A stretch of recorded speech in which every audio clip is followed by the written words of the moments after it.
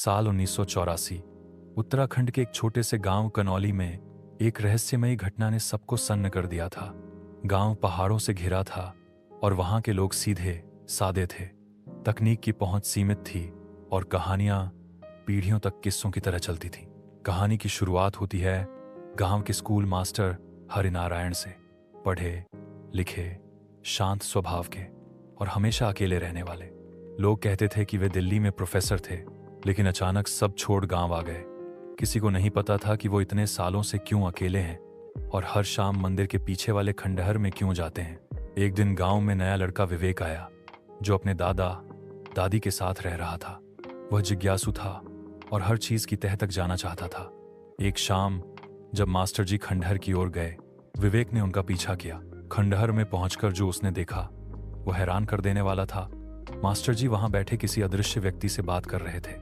वे कह रहे थे, मैंने तुम्हारा वादा निभाया, अब तुम लौट आओ, वरना यह सब व्यर्थ था। विवेक डर कर वापस भागा, लेकिन अगली सुबह उसने मास्टर जी से सीधे पूछ लिया, आप वहां किससे बात करते हैं? मास्टर जी पहले चौंके, फिर लंबी सांस लेकर बोले, अब तुमने देख ही लिया है तो सुनो। 20 साल पहले हरिनारायण और उनकी पत्नी सरला दिल्ली में रहते थे। एक दिन उन्हें एक दुर्लभ किताब मिली, काल द्वार, जिसमें समय यात्रा से जुड़ी विधि बताई गई थी।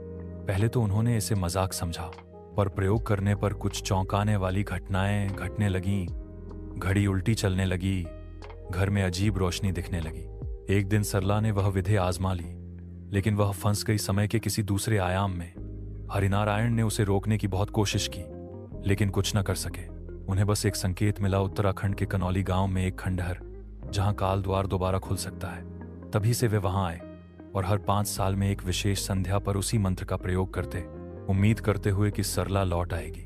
विवेक ने यह सब सुना और तय किया कि वो मास्टर जी की मदद करेगा।